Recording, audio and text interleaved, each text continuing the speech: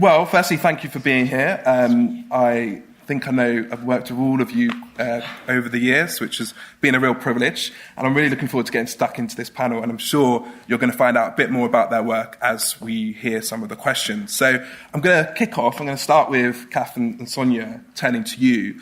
And I really want to think about where are we in terms of research and insight when it comes to fostering well-being, belonging, and positive digital interactions for children and young people, and what is needed and why?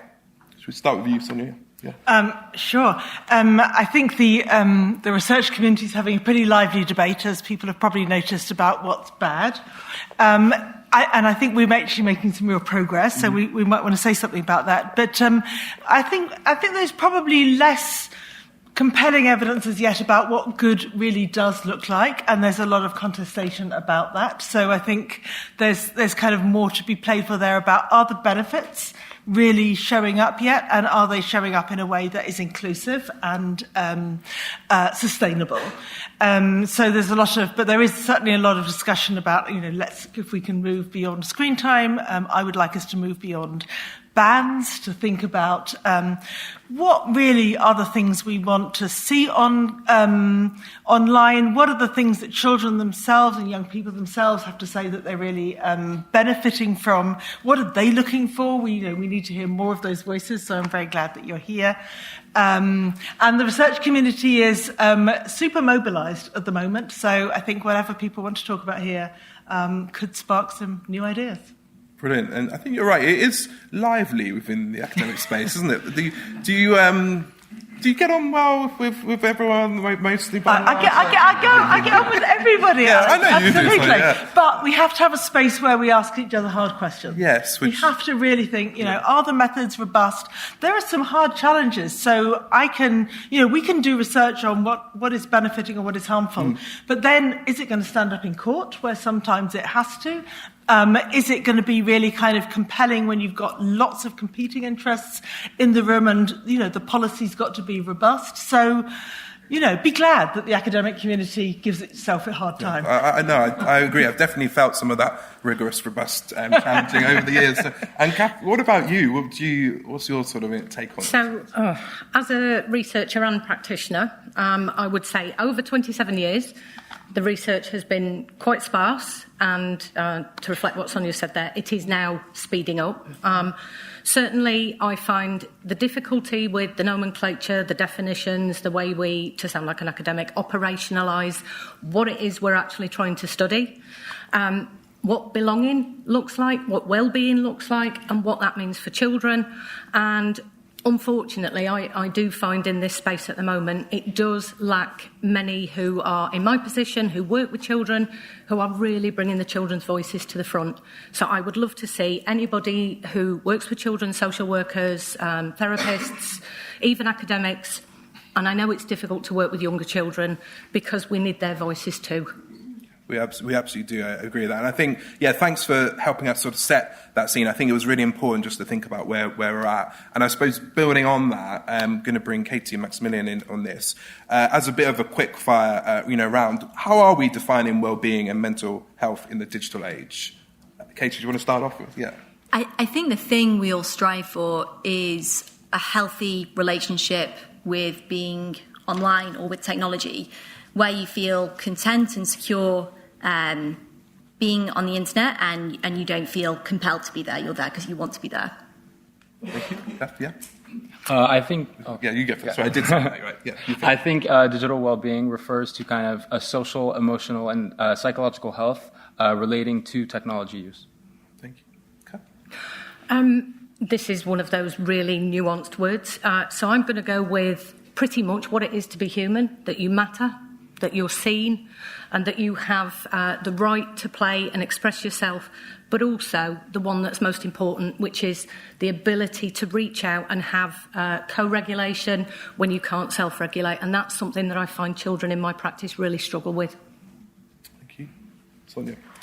Yep, I agree with everything that they said. I think I really welcome today's emphasis on the positives, because I think sometimes we do think if we've if we've done safety, security, privacy, then maybe we're done, and we're not. So it is really about how we design for something better that is absolutely shaped by young people's voices and where they feel they have, they have agency. I think somehow people have got to think about well-being into the future. Let's think about the time dimension. I think a lot of people think, young people I hear talking about technology and well-being, and then you say, and what about in the future? And it gets very dystopian. So a future vision where you can really imagine life is going to be good. Okay, That's I like tough. that. Yeah, That's tough. I might continue the dystopian sort of theme and be a bit negative, but there's a lot of talk about banning devices and limiting screen time, and I really want to just get a sense of the room, actually, with a bit of audience participation. So just raise your hand if you think phones should be banned for under 16-year-olds. Can I take a photo? Yes, you can take a photo. Yeah, that's yeah. Okay. You definitely identify a few people naming and shaming them. I didn't ask for permission, actually, so I won't. That's true.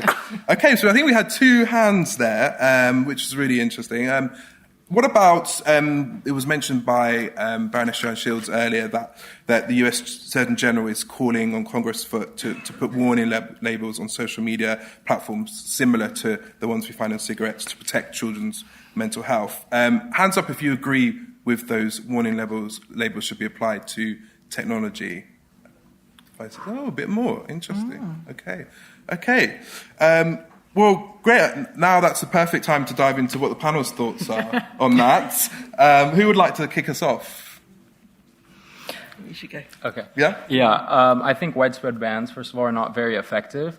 We need to think about who's coming up with these rules, who's going to enforce it. Parents might want to cave in. They might be a bit lenient. And it's also, we need to think of the science behind the age 16. Why are we banning it for under 16s? And when it comes to, for example, the warning labels that you were mentioning, we have warning labels on vapes and cigarettes, but we still see, lots of teenagers who smoke and who vape. And so this is maybe not the most effective way to kind of disincentivize children from, heavy and harmful social media use. Okay, thank you for that, Maximilian. We've had some really interesting discussions over the years about your own relationship with tech. So, have you solved it? Have you cracked it? Like how you when you go on holiday, are you able to leave your tech at home or not take it to the beach? Or? I try to, but it's all about that balance, I think, and really trying to keep in mind your well-being and to just have that balance. Okay, yeah. And if all else fails, you can ask someone to take over your streak challenge or something like that. Who would like to take us on with the next part of that answer? Yes, Sonia.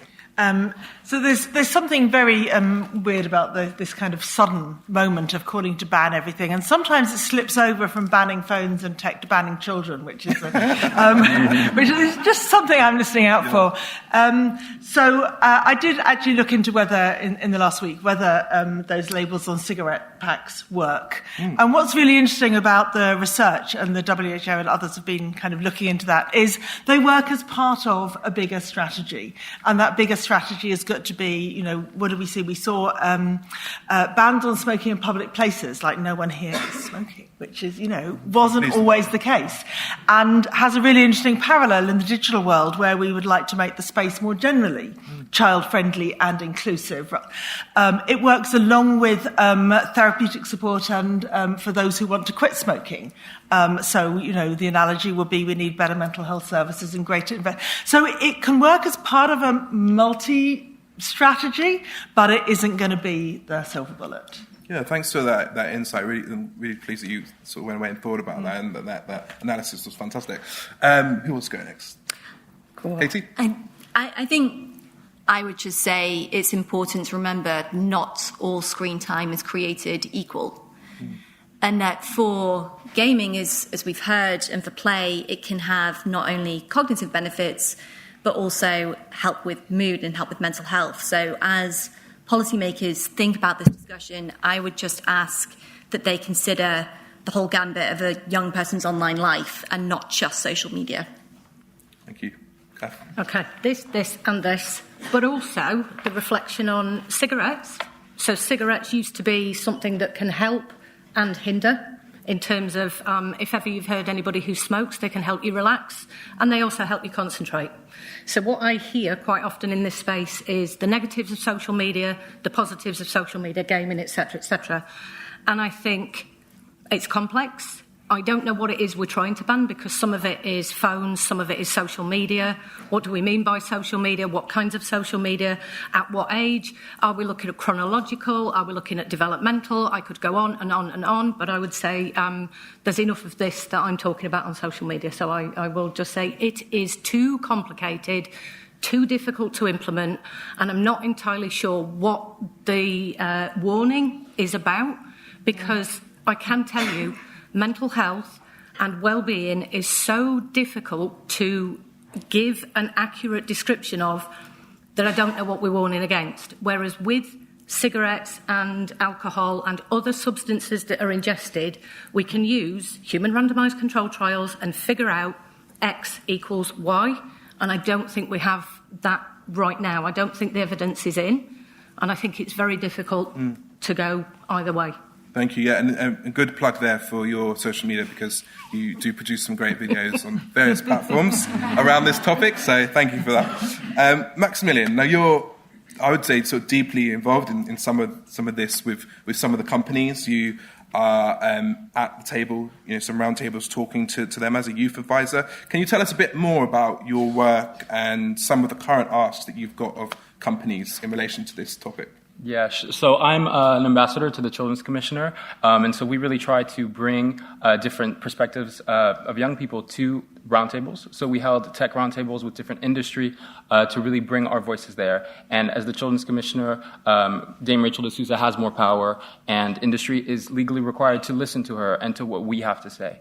I'm also was on ChildNet Youth Advisory Board, and so we were able to co-create a resource, an interactive resource, that would allow children and young people to kind of gauge reliable versus unreliable content online, specifically when it came to deepfakes and other posts. And I was also a youth advisor for the Diana Award. And so I met with Minister Paul Scully to discuss the online safety bill before it became an act, and to once again really bring children and young people's voices to the table. And as for my current asks, it's really just to consult with youth. We are the primary demographic. We're the primary beneficiaries or victims of the products that tech companies are making. Yeah. And so we need to be consulted. And at the Children's Commissioner, we often say, children may be 20% of the population, but we are 100% of the future. Oh, yes. Yeah. Thank you.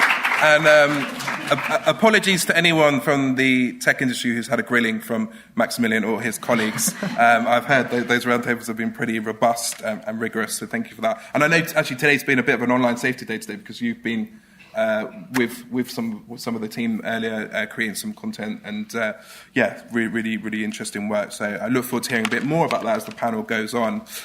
Kate, I want to turn to you next, because I think gaming offers a huge amount of potential to be a place to form positive connections and relationships. So could you tell me a little bit about what PlayStation is doing specifically to create this experience? Well, you're right. Gaming can be a hugely social experience that you can play with friends, with family, and we saw this a lot during the pandemic. It was a chance to have that missed social connection. What we see today is some of the most creative world and imaginative stories are coming from gaming.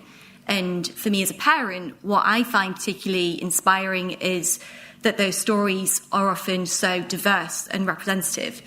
Right now it's Pride Month, and at PlayStation, some of our most popular games have LGBTQ plus lead characters and storylines.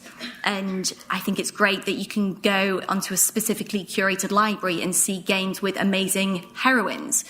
And bringing this all back to connections, whether you're playing alone or playing with friends, I think that's a really powerful backdrop, and certainly quite different to the world that I grew up in.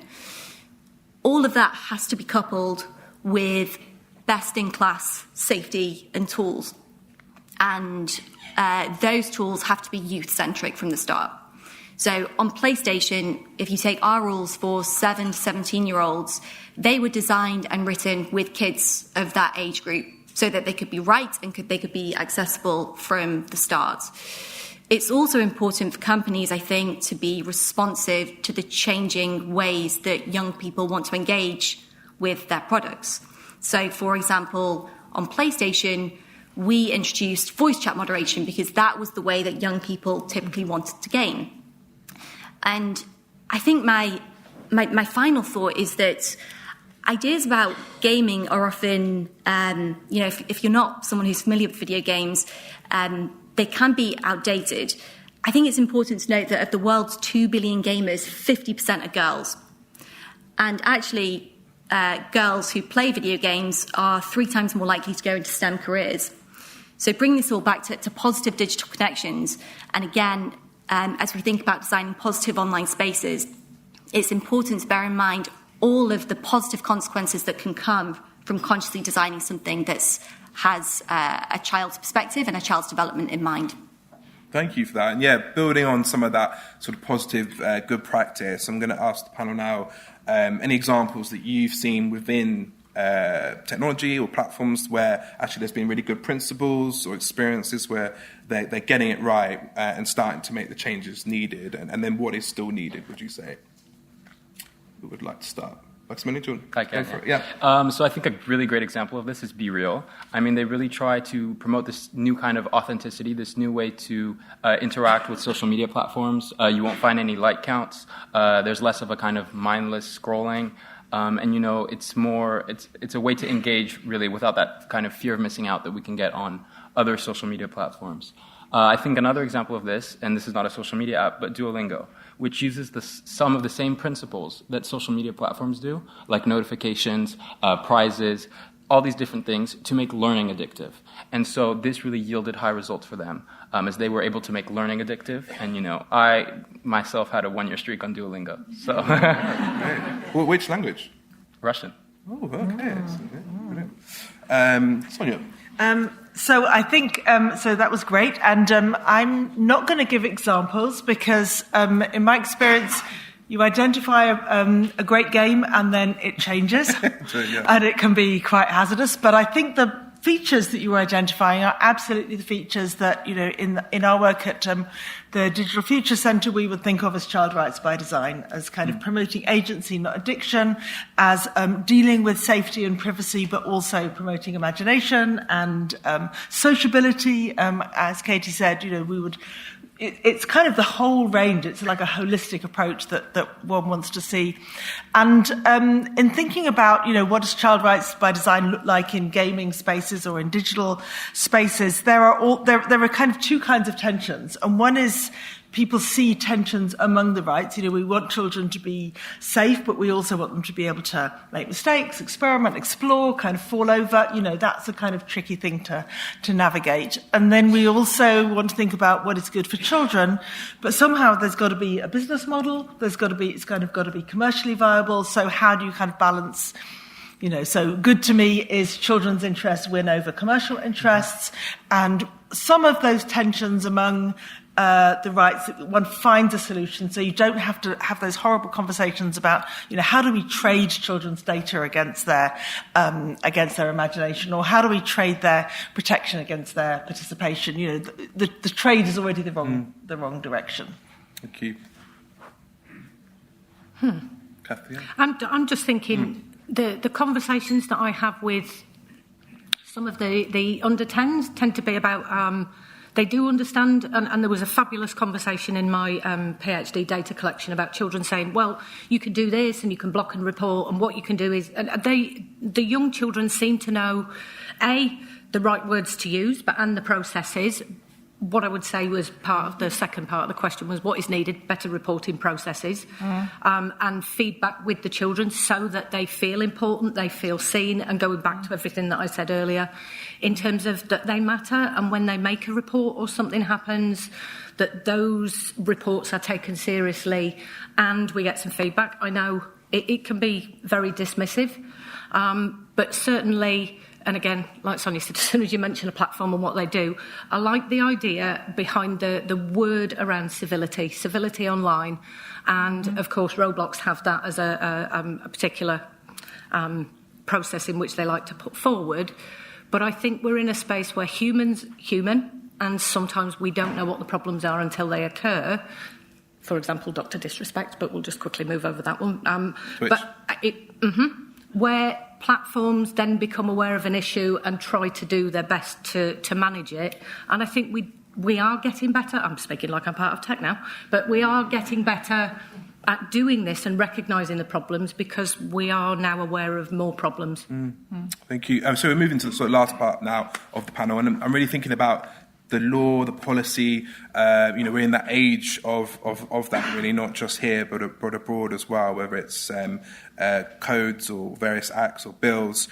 Are we feeling optimistic? That's my question. So let's start with Katie. How is PlayStation in particular responding to some of this? And there's quite a lot to get your head around, isn't it? To the regulation? Yeah, sorry, the regulation, yeah. Well, video games is slightly different to some of the other industries that are being regulated, in that we have been regulated for decades that in the UK it's illegal to sell a PEGI 12 or 16 or 18 rated game to anyone below that age. So I think in gaming, and certainly at PlayStation, that's just meant quite a different starting point.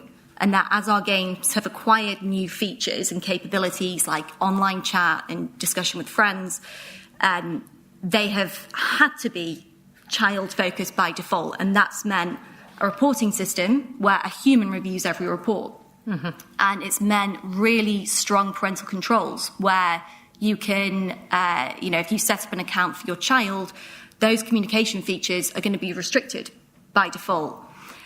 And so for me, with regulation, as the online world has changed so much, it's absolutely appropriate that lawmakers think about existing frameworks, whether they need to be updated, changed, and we write new ones.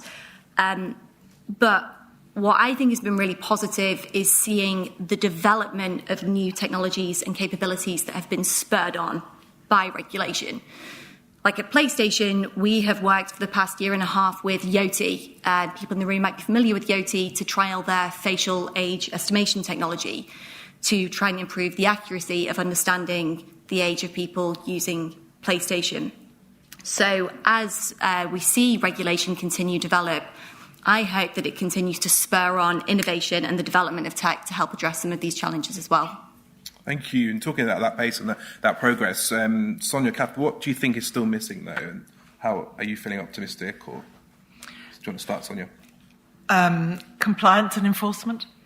We've brought in a lot of regulation and it's still coming in, and we still have to work out what exactly it means. So I know there's a lot of negotiation, but I like Katie's point about gaming having been regulated longer, and I would say actually lots of industries in Britain have been regulated for a long time, but we don't always have compliance, and we don't, so it's got to be made real. It's got to happen, and and it's going to be an iterative process as, companies adjust and then regulators, and we need bring in more regulation and so on. So we can see it working. And we just did a report on how many changes companies have made that are positive in response to recent regulation. But is it really going to be pushed through? Is it really going to bring the benefits? Do we even know, back to Cath's point, do we know what the indicators are going to be that children's lives are truly better as a result? I think there's still some hard questions ahead, but I'm a bit optimistic. Good. Glad to hear it. Cath? I'm certainly echoing what Sonia said there. I think there's something here about, yes, I'm optimistic, and I think the optimism comes from a place of humans are very good at cooperating rather than what is perceived as being this polarised space that we've got online. Actually, we're very, very good. We're all here to cooperate and do things better, and that's kind of an intrinsic drive of human beings. But also, I think there's an element of, if we can remove some of the chicken little panic that's going on at the moment, and, the sky is falling down, and when it has fallen, then we can kind of settle, take a breath, and look at what we need to do. And I would suggest that that's around education. We've got programmes that are going in doing digital literacy, media literacy. There's lots of, I don't know which one we're calling it at the moment. But there is this element of, there's a cohort of parents coming through who grew up from 27 and 28 years ago, and they do not want their children to be raised in an environment where I will say some of them say they feel let down, and I think that's the change that's going to take place. Thank you. And then super quickly, I was so pleased that we had a young person on the panel. So I'm going to hand you the mic, and I know you've got a question for the panelists, and we're going to answer it very quickly because we're just a bit over. But yeah, what is your question? Yeah, so my question is that if I were your son, what one piece of advice would you give me about the online world? Not just Sonia. I would love you to be my son. No. One piece of advice that I would give you. Yeah. So we're always advising parents to keep talking. It's hard to advise young people. Keep telling us. Keep telling us what you like about it, what's going on, what worries you. Try to, have faith that we'll listen. Okay. We'll get him to rate the parents. We try. Well, my advice to parents is always make yourself the person that your child wants to come to. Yeah. Absolutely. So that's around trust and safety. I would certainly say I'm here. I don't always get it right. When I get it wrong, I apologise. That's definitely going out to my 2 boys who I have raised, and I need to say that to her yet again. And actually, the door is always open, and no, there are certain things you need to go and talk to somebody else about. So find another trusted adult that you can take things to, because, there are certain topics children don't want to talk to their parents about. I think I'd say I am interested and I want to be on the journey with you and trying new platforms and new technologies. I think I'd want to say be safe, be responsible, but don't let the problems that have happened on the internet stop you from enjoying the benefits as well. The internet was hugely important to me as a teenager, and it was an invaluable resource, especially as a gay person. So I would say that for any young person, don't let all the problems get in the way of all the benefits. Brilliant. Well, Maximilian, looks like you've got 3 great additional parents new family. Yeah, so on that note, I'm going to end it, but we'd love to continue the conversation after this. But please, if you join me now, just give a round of applause to our fantastic panelists. Thank you. Great.